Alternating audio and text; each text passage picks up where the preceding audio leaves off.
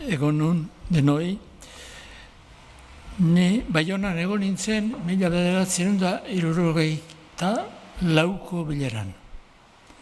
Ez dakit zuk ni hango gogoratzen duzun, nik ez zaitu zu hango gogoratzen. Baina biokan izan ginen. Bueno.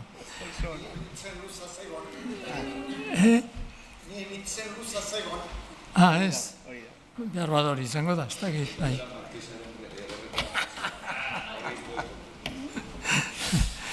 Bueno, beraz, Euskara Batuaren arazoa eskuetan izan dugu urte luzetan. Eta gutxi edo asko gure burrukatxoak ere egin ditugu gure herrietan edo bizi ginen tokietan eta erakundeetan. Egia esan, urte batzuetan etzen eroso izan batasunaren kontu hau, 70-tik 80 arteko tarte hori nahiko gordina izan zen eta deserosoa.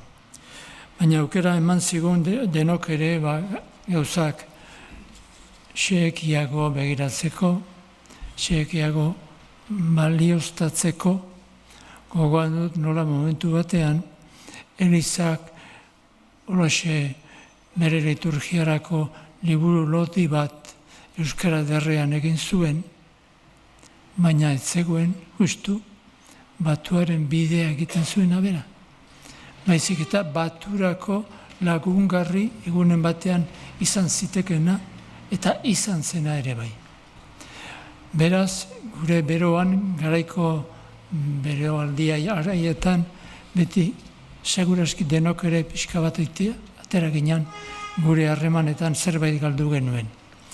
Baina harremanetan behar bada personaletan behar bada bai, baina nola nahi ere hizkuntzari eman zitzaion bideak bide luzea egin du gero, eta ez du bukatu. Hizkuntzak beti berritzen dira, hizkuntzak beti zabaltzen dira, hizkuntzak gero eta gauzak berri gehiago esaten dituzte, eta beraz hizkuntzak egokitu eta aldatu egiten dira denbora zehar. Pixka bat hau bizi izatea tokatu zaigu. Nik aipatuko du bakarrik neurea eta hemen aurrera baino lehen esan nahi dut, batasunerako gune berezi batzuek izan ditugula gure geografian. Bat iparraldia da, eta hemen egindako lana.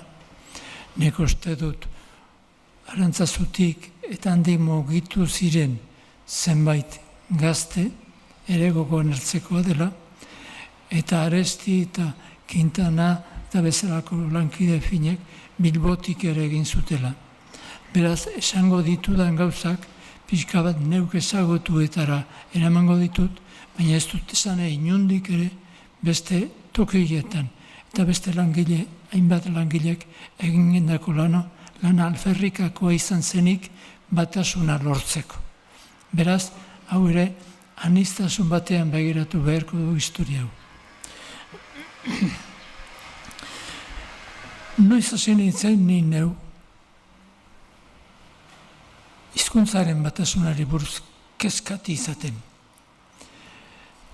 Nik nire historia personalean izan dudan topaketa linguistiko, hizkuntzarekiko topaketa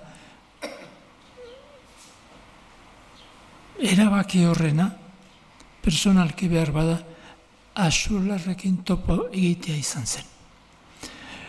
Filosofia ikasten ebilen, eta neukan aukera, gure bibliotekatik, bestelako liburuak hartzeko ere. Eta horren non, leku honak, 1945 izan zela uste dut, Axularren lehenengo edizioa atera zuen. Neritza zoramena izan zen ura, Axularrekin topo egitea. Eta esango nuke euskararen edertasuna ezagutu, iparraldeko tradizio baten barruan etorri zitzaigun nafar baten lan hori izan zela. Beraz, hortik aurrera ez geunen hartzen bakarrik Eusko gogoaren erbestetik zetorren tradizioa, baizik eta hori gogoan izanik, eta han agertzen ziren zenbait gauza, horien artean, Salvatore Mitxelenak, argitara emandako eta Espainian agertzerik izan ez zuen hirugarren partea argitaratu zen Eusko gogoan eta handik ezagutu nuen. Hori ere, eragile bat izan zen, euskararen balioak eta atxikimenduak indartzeko.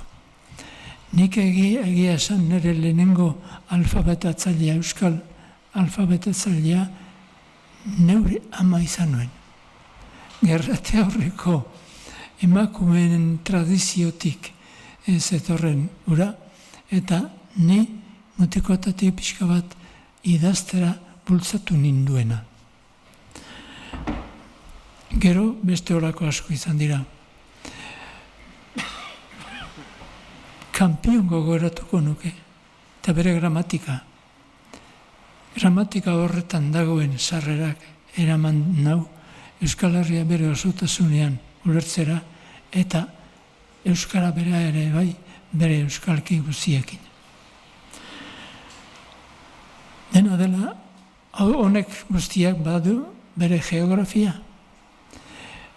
Ni Nafarroan bizi izan naiz, Herribaraldean urte batzuek. Gipuzkoan bizi izan naiz, eta asko, Arantzazun, eta gero batez ere Donostian, eta oro har, inguru sozialak ere laguntzen dio jendeari, eta nik euskalgintzarako tresna bat ez nuen neuk sortu. Eskuetara ekarri zidaten, eta esan zidaten egun batean, arduratu zaitez, hau aurrera ramaten. Hau hori jakin aldizkaria zen. Esango nuke, Euskal Herria osoari begira, iparraldea ondo maitez eta gogoan hartuz, hegoaldea nire herrialde hurbilago nuena, eta Goierri nerea nire seguratik bizi izan duan, euskararekin bizi izan dudala guztia. Bai bizitza arruntean eta baita kulturarako egin behar izan ditudan gauzatxuetan. Nik ez dakit ondoko hau nondik datorren edo nungo herrialdeaz esaten den. Eta jendetza handia da Erromes datorrena eta inoiz baita 2000 eta gehiagokoa ere. Erromes handiak zeto zen. Nora eta iparraldetik Arantzazura. Beraz, gure bidazoak, gure Pirineoak, gure politikak banandu izan nahi gaituenak, badu bestelako historia bat ere gure gandik.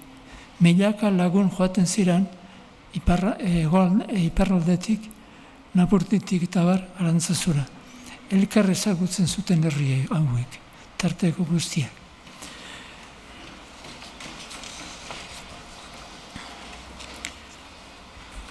Euskal Herrian garrantzi handia izan dute, eliz barrutiek eta ordena erlijiosoen barrutiek. Eta esan behar dut, eta hortan kritiko naiz, eliza erromatar latinoak ez ditu ezagutu mendebalde ontako herriak ekialdeko eliza katoliko ortodoxoek izan duten politika. Han tokian tokikok hizkuntzak errespetatu egin dira. Eta elizako hizkuntza ere izan dira.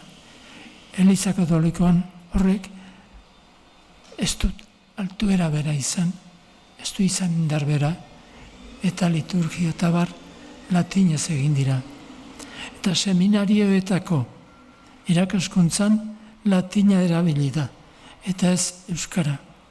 Elizako jendeak erlijioari buruz asko idatzi du, baina sistema instituzionalaren barruan hutsune garrantzizkoak izan ditu. Hala ere, aitortea behar dugu, 20. mendeak kenduta ze orain egunero liburu bat ateratzen zaigu berriarekin, ez garai batean bezala. Orduan,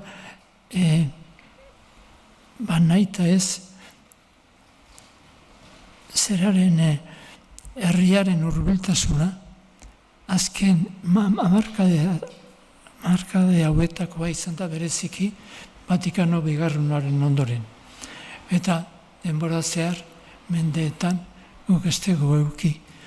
Katexima asko izan ditugu, baina noiztik hasita. Batez ere, 17. mendetik hasita.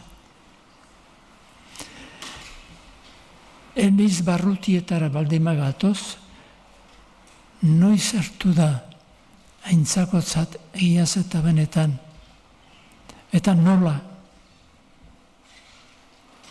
gure herriaren hizkuntza doktrinetan, apaizen sermoietan, baina seminarioetako ikasleek latinez ikasi dute, ez euskaraz. Eta ez da bere errua, kontuz, instituzio baten erruan zegoen eta Aita Bilasante ezagutu nuenik 1962an edo horrela, Erromatik Juan Aita Santuaren, Juan S. 23.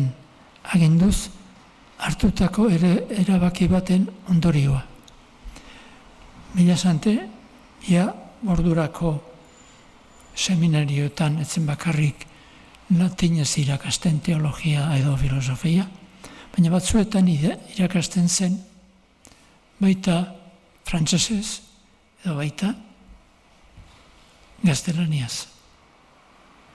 Egun batean, Bilasante ari zen, aspalditxutik irakasten arantzazun gaztelaniaz, baina Erromatik etorri zen erabaki baten ordez, egun batetik bestera, teologia latinez ematen hasi behar izan zuen. Eta nik dakidanez, Aita Bilasante esango nuke beneragarriak.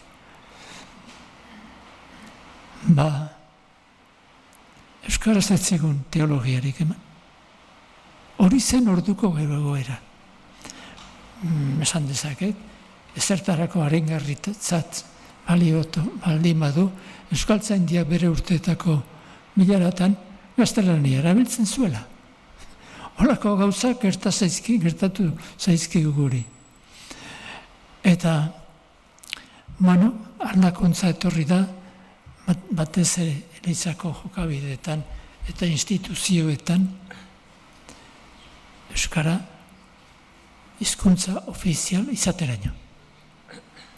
Baina hizkuntzaren euskararen erabilera ofizialki onartua Arantzazoko komunitate handian 70 honakoa da. Eta ez dizut esan beste tokietan, ze kongregazioak eta Elizbarrutiek eta oso berandu arte hartu dute horrelakorik. Eta normalean, nik uste dut gaur egon, pixka bat ezagutzen dut mundu hori, erlijiosoen munduak euskara ez du izaten hizkuntza ofiziala. Oraindik bidea egiten ari gara. Baina ni etorri naiz hemen batez ere Euskara Batuaren arazoa zerbait izatera. 1958an egokitu zitzaidan Kepan Beitarekin batera Jakin aldizkaria haren zuzendaritza hartzea. Bistan da, aldizkari honen egitekoa izan zen jaiotzatik bertatik 2 urte lehenagotik jaiota, euskara kultur modernitatera eramatea. Hortan kemiltzanok momentu horretan, ez ginen ingenieroak, tekniko informatikoak, baizik teologian edo filosofia ikasi genuenak, eta hori ikasietako hori euskaraz ere nahi genuenak. Eta hortan sartzeko sortu genuen jakin.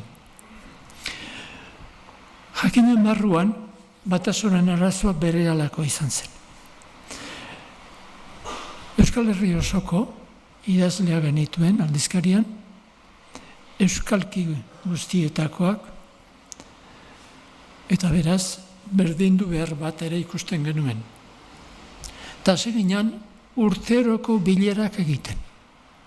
Hain zuzen, aldizkarian nola idatzi nahi genuen, eta egindako lanaren kritika egiten. Zer zen egoki egina, zer zen hain ondo egina, eta nondik nora eraman behar genituen gaiak ere. Eta puntu bat beti zen hizkuntzaren Batasaren kontua. Eta beraz, nik ezagutu nituen, 58-tik, 74 urtera arteko tarte horietan nola egiten ziren bilara horiek. Eta hori bai, disiplina izugarria. Hartzen ziren erabakiak, bete egiten ziren aldizkarian. Eta horrek ekarri zuen, lagun arte zabal bat, Jesu lagunak, Karmeldarrak, Beneditarrak, Frantziskotarrak, eta bar, erlijiosoen seminarioetatik idazten zutenak, bilera hoien ondorioz, emandako arauen arabera jokatu behar zutela aldizkarian. Eta hori, egunero, urtero egiten zen, ez egunero, urtero egiten zen, konpromiso bat hori egiteko. Aldizkaria pasa zituen 6-8 urte horretan, eta bagenituen seminarioetan ez zeuden batzuek inguruan. Hoien artean Txilardegi esate baterako. Neuk aldizkarien sartu eta berehala izan nuen berarekiko harremanen zera garai hartan egiten ziren eskutizketa batzuen bidezko harremanak. Eta haren nintzen prestatzen urte horietan 60 inguruan euskalatitza zeritzen liburu bat. Batua pentsatu gabe noski oraindik. Batuarena 62an etorri zen, eta batzordean egotea suertatu zitzaidan, euskaltzen dian.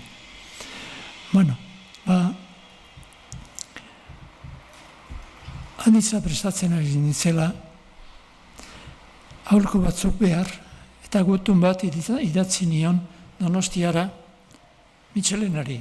Aholku batzuk nahi nituela eta berarekin egon nahi nuela. Eta esan dako nik idatzitako egunean joan nintzen bera ikustera, baina begira, Mitxelena Salamankan zegoen, ez nuen modurik izan berarekin egoteko. Ordezko bat behar, eta ia egoterik izan ez nuenez, etxean bertan arantzazun bertan ere laguntza izan ezakeelako, ze antzegoen Umatxe Berria, idazle ezaguna, eta hain zuzen berarekin argitalpen, aditzaren argitalpen baterako lagundu ere egin nion berari, eta berak neri noski. Eta, Txilardegiren etxera joan behar izan nuen, lekuen argitu ez nuelako. Hori izan zen gure lehenengo ezagutza. Eta Batasunaren bidean ari naizenez, nire paperak utzitari naiz, beraz, digresioren bat izango dut.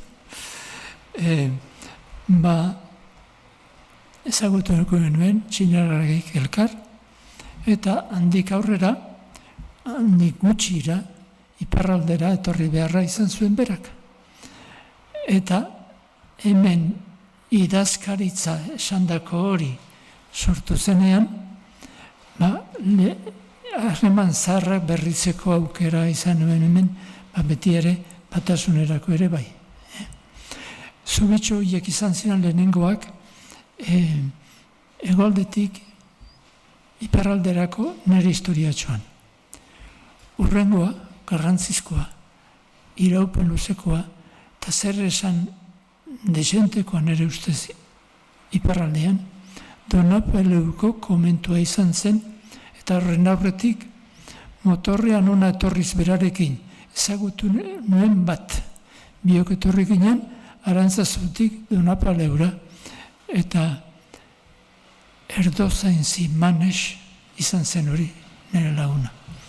Bera ere noski, batasun baten bila, eta geroztik, Juan Jose Iturrioz eta Barrek, 25-26 urtetan, hainbeste lan egin zuten, hain zuzen, Donapaleuko komentuan, ariketa komentu hori, provintzia frantsesak, Akitanekoa izan arren, provintzia frantsesak etxea itxi zuen arte. Eta Vatikano bigarrenaren ondoren, gauzak behar bada gehiegi ulertu gabe edo askotxoik ulertuta, etxe hori itxi egin zen eta horbeto bukatu zen 2006 urtean bere historia. Baina historia polita egunen batean horko lana zehatu nahi bada. Horko zuzendari izan dakoa, Juan Jose Iturrioz, benetan zera persona interesgarria da, hegoaldeko eta iparraldeko bi historia horiek pixka bat lotzeko. Nik neuk izaldi honen ondoren daukadan erazkin batean emango dut, berak Erromara egindako testu bat, ez noski oso lasai zegoelako, baina ze erabaki hartzitezken Erromatik Donapaleuko komentuari buruz, bata ezpada jakinaren gainean informatuak egon zitezen. Bueno,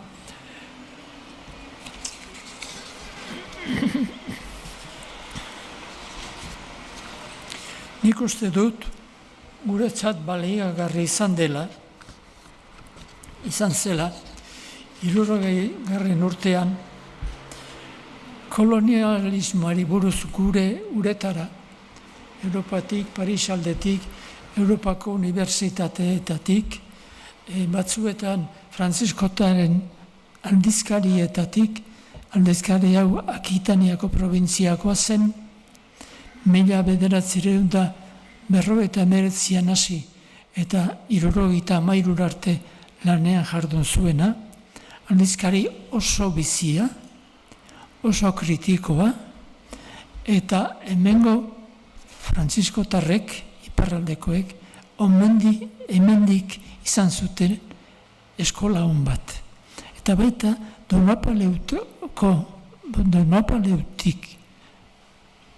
Donapaleuko komentua etorri zen diklo bat, erabat frantsesa, euskaratzekien, baina guztiz gure aldekoa. Nik ez dakit norbaitek diklo hori ezagutu zuen bere garaian. Pentsatzen dut, ezetz, bai, zuk. Gero kontatuko didazu, orain denborari bestera, zenela portu gabe neri, gero kontatuko didazu, ze harreman izan zen duen diklorekin. Baina Euskal Herria uste dut oso ongi ulertu zuela eta prestakuntza intelektual garrantzizko batekin pentsatu zuela gainera. Iparraldean zegoen hori eta Erdozain zirekin batera garrantzizko pentsamentua eta lana egindako gizona. Guri kolonizazioa normala zen bezala, kanpotik etorri zitzaigun, ze Franco hiltzenean, edo hiltzera zijoanean, Espainia zituen kolonia ondarrak Afrikakoak, egun batetik bestera desagertu ziren. Baina hemen ez zegoen horrelakorik, hemen Algeria bizirik zegoen, eta kolonien historia, eta koloniekiko historia kritikoa Frantzian egin zen, hain zuzen, gerra bat tarteko zela. Eta horrek guztiak, zuek eraman zintuzten gauzak Euskal Herriaren ere pentsatzera, eta Euskal Herria gogoan izanik gauza batzuk esatera. Guk kolonialismo teorikoetatik uste dut gutxi jaso genuela hegoaldean. Momentu batean bai, 76tik aurrera, hainbat gazte, seminarioetatik sakabanatuta joan ziren ikastera Alemaniara, Frantziara, Lobainara, eta bar. Eta hortik iritsi ziren guregana ere, hegoaldera ere, kolonialismoaren kritikak. Uste dut, gauza hauek pixka bat ezagututa euskararen historia egitea garrantzizko izango dela, ez bakarrik etxe barruko informazio teoriko eta historiko batzuekin, baizik eta kanpokoa ere pixka bat ezagutuz. Badakizue, Menmiren liburua, Larresorok itzuli zuela guretzat kolonizatuaren ezagugarriak. Tituloarekin euskaraz eman zena. Baina gero egon ziren Orfanon, egon ziren mundu frantsesari lotuak, eta toki askotan, bigarren gerra handia bukatu zenetik, 45 aurrera, gogo eta berri bat egiten da mundu guzti hori, kolonialismoari hori zehatuz. Eta esan bezala, hemengo frantziskotarrek hau dute kolonialismoaren kritiko sendo bat. Behar bada, Donapaleura iritsi zen oski, eta gaur Donostian badugu bilduma osoa ere, Paulo Agirre Baltzatagiri esker, baina Donapaleon ez dago ezer, itxi izan etxea. Nor?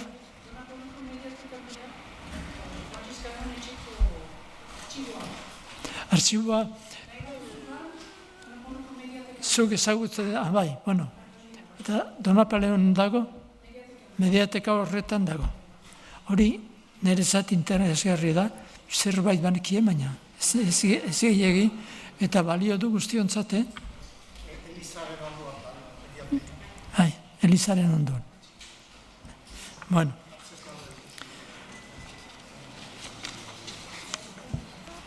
Antikolonialismoaren historia honetan, ordena erlijioso bakoitzak ditu bere esperientziak. Ez da ahaztu behar, hemengo provintzia erlijiosoak sarritan bere misioak izan dituztela, Ameriketan, Afrikan eta bar. Eta toki horietan, arazo hauei buruz asko pentsatu izan da, behar bada gaizki obratu ere dezente. Baina, pista honak dira, historia latzori ezagutu eta, erabakiak hartzeko ere bai. Zorionez, hemengo frantziskotarren fraideek izan zituzten irakasle onak. Baina nola nahi ere Akitaniako probintziakoak ziren, eta gero Pariseko probintziakoak izan dira. Eta azkenik, 2006an, Donapaleuko komentua Euskal Herrian zeukaten bakarra itxi da. Eta Donapaleuko komentu horren historia soziolinguistiko pastorala interesgarria da. Komentu hori 1855 sortu zen. Nola? Nafar batek sortua. Baina Nafar erdaldun batek. Hala ere, aita Areso deituak, honek, berehala ikusi zuen inguru soziolinguistiko serio bat begiratzekoa zela. Eta Zarauzko misiolarien kolegiotik hainbat idazle eta izan zituen komentu horretatik hori itxita itxi ondoren gobernu liberalak itxi ondoren, Don Napoleon sortu zuen komentu bat. Eta komentu horretarako lagunak Zarauzko misiolarien komentutik ekarri zituen. Obieta eta Izagirre. Bata Bizkaitarra, bestea Gipuzkoarra.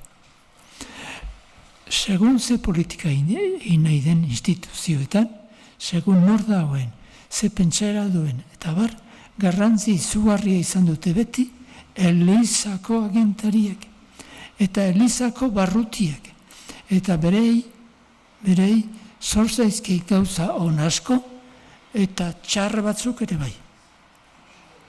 Eta behar bada gehiago ona baino.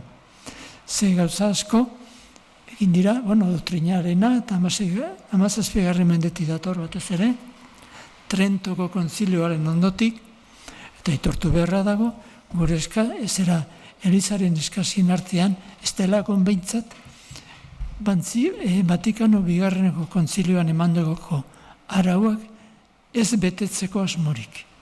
Eta berezi hartua eta garaiko 60. hamarkadako gotzainek, Elizan euskarari toki eman diotela. Gertatzen da, geu joaten ez geralenek, Elizara, ez degula entzuten behar bada sarmoirik orain. Baina hori beste arazo bada. Eta beste arazo bada, teologiak eta katekesiak eta nola izan behar duen orain ez duen, eta bar. Baina behintzat, esan dezagun, gotzainek berehala hartu zutela beren eskuetan batasunaren kontua, eta esan behar da gainera pazientzia handiarekin. Eta behar bada euskalzale batuzaleok beti ondo tratatu gabe egindako euskara liturgikoaren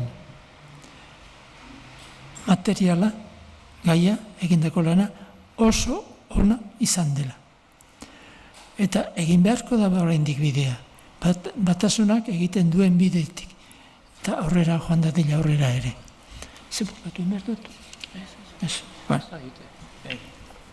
Ondo baz? Bai.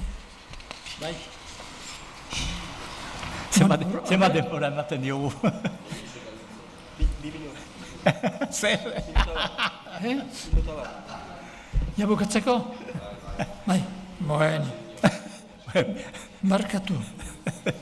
Eta zuek markatu eta nik ere barkatzen dizuet. Dena barkatuta gaude. Bueno, lastema da gauza asko zer denen esateko, eta arazo hauek ezagutzeko gehiago, papera bat daude hemen eta argitara emango dituzte, hasi que dena, nahi dudan dena, liburu bat behar bada. Ez.